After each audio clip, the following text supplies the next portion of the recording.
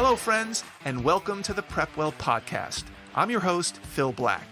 And if you have an 8th, 9th, or 10th grader with big aspirations, like the Ivy League, or military service academies like West Point, ROTC, or athletic scholarships, boom, you've come to the right place. My specialty, my superpower, if you will, is preparing families for these competitive programs. I'll teach you what your child should do, when they should do it, and how you can help. So stick around and prepare to out-prepare. Hello, friends, and welcome back to the PrepWell podcast. In today's episode, I want to focus one more time on the nuts and bolts of the admissions process, particularly at some of the more selective schools, because I continue to hear from parents that they don't know what to do anymore. And how is it possible that their child is not getting into this school or that school? It's a very hot topic, and I hope to shed some light on what happens behind the scenes. But instead of talking in more generalities, like we did last week, I thought I would go by the numbers to demonstrate what certain applicants are up against when applying to certain schools. Because whether or not you have a senior in high school right now, you've probably heard of what's going on and the trends in admissions. And if you have a younger child, this will likely impact you. And I'm going to talk in rough numbers, so don't freak out if I say that 800 students were accepted early to Harvard, and the real number is 740. That's not a discrepancy that's going to matter for our purposes. I'm going to take liberties to round numbers up, round numbers down, so that it's easier to follow. My point here is not to get into excruciating detail that requires you to write down every number just to follow along. Many of you are in the car, many of you are doing other activities. I want to talk generally about what the numbers look like so you can have an overall appreciation for what happens behind the scenes. And by the way, I'm not even privy to the exact numbers, even if I wanted them. Those numbers are Harvard's private numbers and not something that they're required to disclose. Let's first go over some terminology. You've probably heard of the term hooked. When a student is hooked at a college, it means that they have something special about them that makes an admissions officer take note. They will spend a little bit more time looking at the application. They may even put that application into a certain pile alongside with other similar applications. And even though every distinction I'm about to make is not necessarily a hook in the traditional sense, I think you'll get the idea. Now, the fictional student that I'll be referring to is intentionally unhooked. That's the whole point of this episode, is to see how many spots go to hooked students and how many might be left over for the unhooked. And again, I don't have any secret insider information about how Harvard makes their admissions decisions around hooked and unhooked students, but it's well known that many of the highly selective schools follow this same process. And it doesn't mean that if your child has a hook, that they're automatically in, obviously. There are plenty of students with hooks or multiple hooks that don't get in. It just means that they may be viewed in a separate pile and compared to a different group of students. It also doesn't mean that if your child is unhooked, that they stand no chance of getting in. It just means that the number of spots for unhooked students might be smaller than you think. The next term is institutional priorities. These are the student characteristics that the school is being pressured to find and make part of each class. They call this crafting the class. And I will go over some of these priorities. Again, I'm not privy to exactly what Harvard's or any other school's institutional priorities are. I'm just making some educated guesses. And of course, priorities will vary among schools. And lastly, remember, these schools have a lot of stakeholders: coaches, professors, alumni, board members, media, politicians, celebrities, donors, special interest groups. And the list goes on and on. Everyone wants a piece of the action. Everyone wants their group to be represented, and schools have to try to deliver on these demands as best they can. And importantly, hooks are not mutually exclusive. For example, if the student body is made up of 25% athletes and 10% first-gen students, those are students whose parents did not attend college, some of the students who get admitted will fall into both of those categories. They will be athletes and they'll also be first-gen students. This happens all the time. Sometimes it helps if a student checks off multiple hooks. It helps the school meet the multiple demands that are placed on it. But it wouldn't be fair to assume that each hook is the sole characteristic of each student. So keep that in mind as I walk through the numbers as well. Okay, so let's introduce the unhooked student that we're going to analyze. Let's call him Howard. And as I go down Howard's list of characteristics, I want you to try to remember them and think about whether or not they are hooks. Here's a hint. None of them are hooks.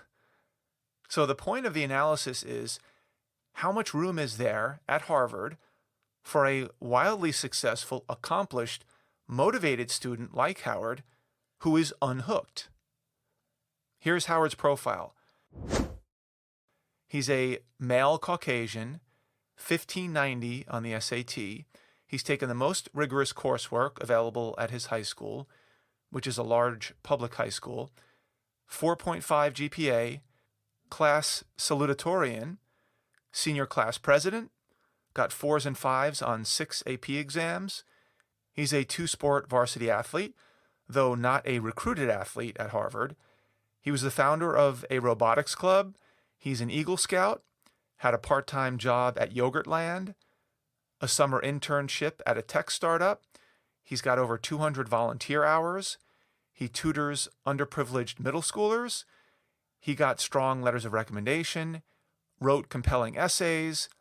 His dad is an executive with an MBA, and his mother is an attorney, and their family lives in Washington, D.C. Okay, now, when you hear that profile, doesn't Howard sound like someone who would be a great fit at Harvard? I would say yes, of course. He's a great fit for Harvard. And you'd be right if you thought that. But let's see what happens when we lay Howard's profile over Harvard's institutional priorities, also known as hooks. Now, as I go through each hook, I'm going to subtract the number of students accepted from each hook category from the total number of students accepted at Harvard to end up with the number of spots left for unhooked students. I hope that makes sense. Again, this is not a perfect science.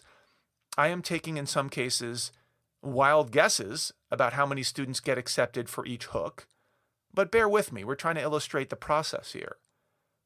So let's get to the numbers. Harvard receives about 40,000 applications and admits about 1,800 students. And before we rush ahead, let's let that sink in for a second. 40,000 applicants, most highly qualified, for only 1,800 spots. Some parents I talk to have no idea that the number of applications is so high or that the number of acceptances is so low. Not because they're dumb, but because they've never thought about it. Colleges seem like big places that accept thousands and thousands of students. Now, that's the case in some schools, some big state schools, but it's not the case at these types of private schools. 1,800 students out of 40,000 applications. And the 40,000 applications are a mix between early applicants and regular decision applicants. I'm not going to break this down to any great degree right now. There are some nuances about when to apply and who gets in and what the strategy is. But again, we're trying to stick to a big picture analysis here. Out of the 1,800 students accepted, Harvard usually yields about 1,200 students per class. But for our purposes, since we're talking about who got accepted, not necessarily who decided to attend, we're going to stick with the bigger number of 1,800. Out of the 1,800 students who were accepted, about 900 were boys and 900 were girls. Again, roughly speaking, the exact split doesn't really matter for our purposes. So right off the bat, the number of spots Howard is fighting for is 900. It's not 1,800 because 900 of them are girls. So out of the 20,000 applications, or half the total number of applications from all around the world, Howard is vying for one of 900 of them. Okay, so here are some characteristics that might be called hooks that colleges are very focused on. Depending on the school, these institutional priorities might differ, and they might also differ year to year at the same institution. These are ever-changing numbers, and ever-changing categories for that matter. So once again, we're starting with 900 spots for males. Now we're going to start chipping away at that. Why don't we start with athletes? Let's say 25% of the class was quote-unquote recruited or supported for a sport. That drops the balance down to 675 because Howard was not a recruited athlete. Now let's consider QuestBridge low-income applicants who might make up 20% of the class. Now, I don't want to count all 20% because some of those admits may also be athletes. So let's just cut that number in half. Instead of 20%, let's call it 10%. So now there are 608 spots left. Now, there are also other low-income students, typically families making below $75,000 a year, who didn't go through QuestBridge, that also get accepted. They might make up, say, another 5% of the class. Well, this doesn't include Howard, so let's drop that number down to 545. Well, what about legacy applicants? Those who have parents or a parent who were Harvard graduates. That might be 6, 7, 8%. Let's cut that back by half, which brings us to a new number of spots, which is 525. What about first-gen students?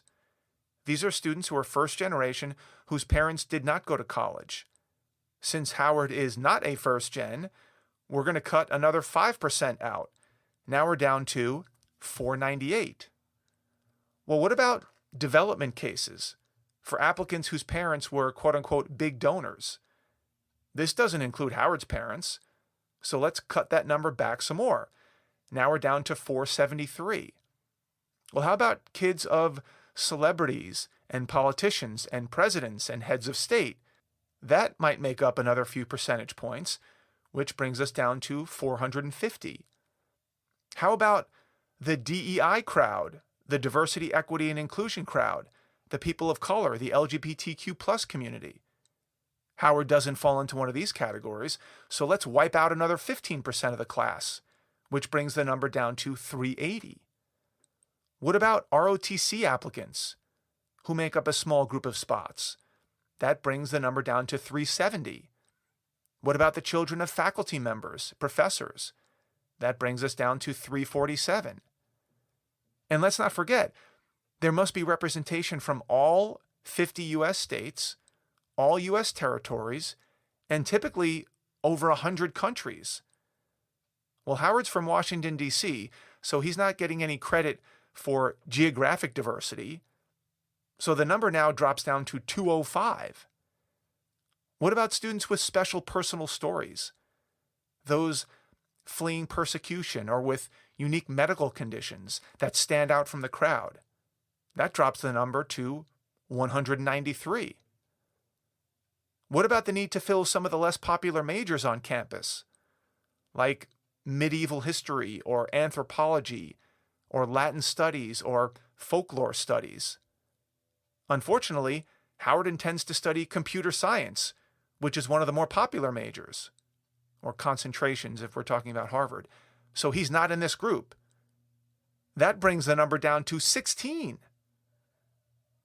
And that's where we leave it, 16 spots left. That's a pretty small number from when we started at 1,800, which was already a low number. So my point is, Howard is not competing for one of 1,800 spots of all the number of students that were accepted, which combines males and females, or even one of the 900 male spots. He might be competing for one of 16 spots. And how many other Howards with no hooks are out there battling for those 16 spots? There's no way to know. There's no way for us to know for sure, but out of the 40,000 applications, I'm sure there are many of them, all who are extremely highly qualified, if not more qualified than Howard. Does this paint the picture a little bit more clearly about how long the odds are to get into one of these schools? Particularly if you're unhooked, no matter how much of a rock star you are. And I'm not suggesting that the system is fair or it's the best way to do things, but after hearing how things actually work, should Howard or his family be shocked that he didn't get in? Of course not. And he shouldn't think that a rejection from Harvard was personal, or that somehow they didn't think he was worthy of an acceptance. Of course they did. There simply were not enough beds to go around. And yes, I'm using an extreme case here with Harvard to prove a point, but the same process applies to many other schools, especially with schools like UCLA, who get over 150,000 applications. You shouldn't take an acceptance or a rejection from that school personally. It's too big to be personal. So what does all of this mean when it comes to college admissions? Well, for one, it's important to have an appreciation for how the system works so that you can manage your expectations and manage any disappointment that you might feel. And with this knowledge, you can either, number one, try to become a hooked applicant, like a recruited athlete. Maybe that will increase your chances.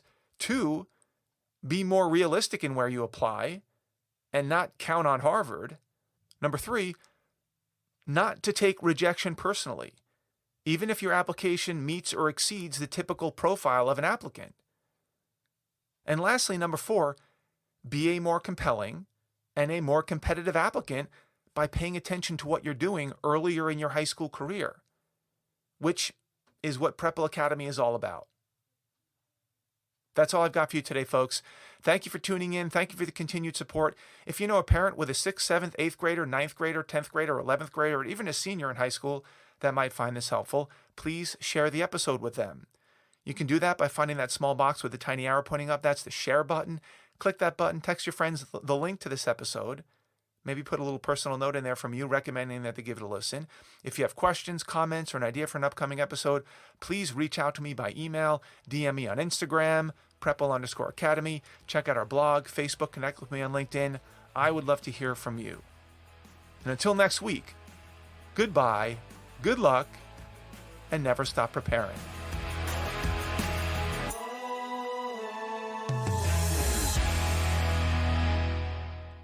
This podcast is brought to you by PrepWell Academy. PrepWell Academy is my one-of-a-kind online mentoring program that delivers to your 9th or 10th grader a short, highly relevant video from me every week, every Sunday in fact, where I give them a heads up about what they should be thinking about to stay ahead of the game.